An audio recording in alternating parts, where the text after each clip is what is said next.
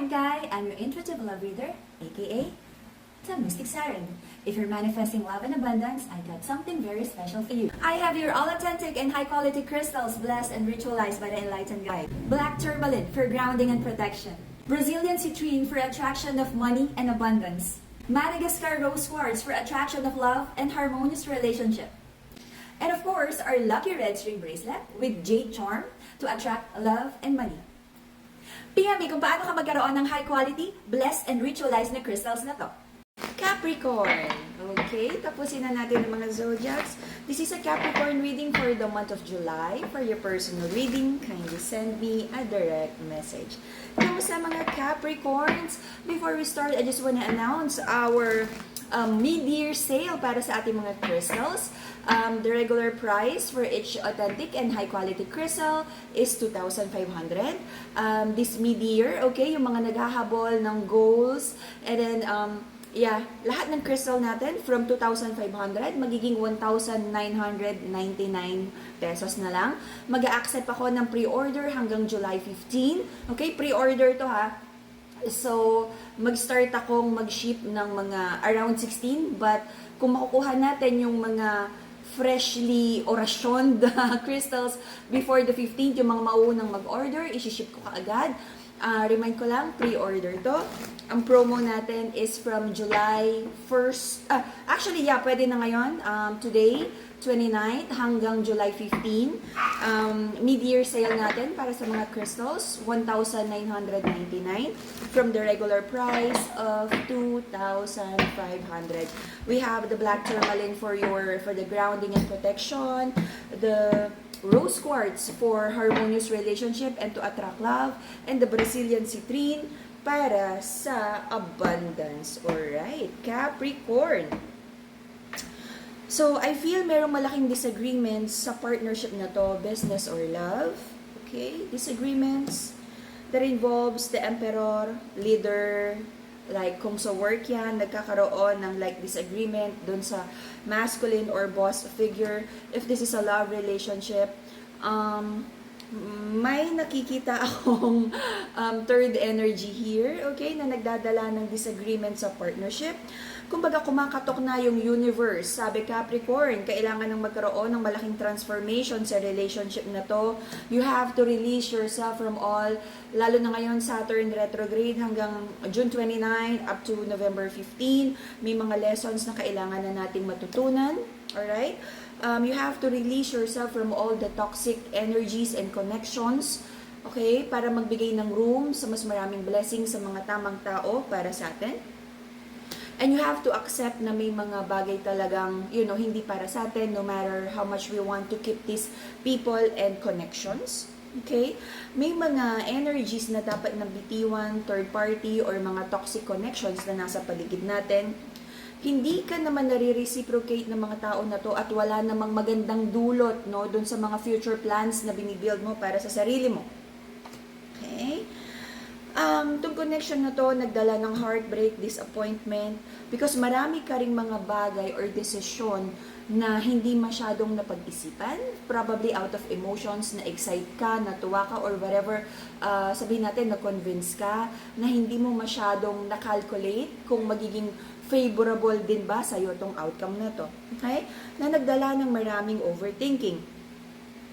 And I feel there's a feminine energy here na gustong kausapin yung masculine kung saan ba talaga patungo tong relasyon na to, because the feminine really wants to keep this connection sana, hopefully and ideally. Alright? But nagdadala ng maraming nagkakaroon ng challenges sa balance ng emotions, nagkakaroon na ng tampuhan, sabihin natin galit, resentment, grief. But really, parang I feel magkakaroon naman ng magandang outcome tong connection na to. Because someone would give in at magkaroon ng reconnection. Masculine, I just want to remind you, kung meron ka mga ipapromise sa feminine, just be sure na kayang panindigan, no? Kasi I can see an energy here na gusto mo rin naman, gusto mo rin naman bigyan ng chance itong connection na to, but siguraduhin lang, na papanindigan, kasi baka magkaroon na naman ng disappointments kung mga ngako mag-apologize tapos hindi naman nadi-deliver yung mga pangako. Alright. So, the reason for the reading is dumating sa point na napagod nang ipaglaban tong connection na to. Okay? Parang nagkaroon ng like, check and balance kung tama pa ba. Both of you, I feel no, both of you step back at inanalyze nyo yung situation kung kaya pa bang ilaban. Even the masculine na kanina, nakita ko na parang gusto naman niyang ayusin tong connection na to. Pero even the feminine, dumating siya sa point na parang nag-hold back siya, nag-step back siya. Sabi niya, wait lang, baka kailangan muna niyang balansehin yung puso niya dahil sobra din siyang nasaktan. Merong prayers and manifestations here na magkaroon naman talaga ng stable and long-term partnership sa connection na to. Kasi parang right now nagkakaroon ng questions kung hanggang saan ba talaga kayang ayusin pa ang stable, traditional na connection na to kasal live-in, alright? Right now, Capricorn, I feel na nila-let go mo muna yung mga bagay. Sabi mo kung wala ka pang makitang solution for now, hayaan na muna. Doon nagdadala sa'yo ng maraming overthinking and anxieties, yung mga naging judgment in reverse, yung mga maling decisions in the past. And also Capricorn, I can see here that you're trying to heal. Your person, nag-a-avoid din siya ng conflict, sabi niya is, wait lang, okay?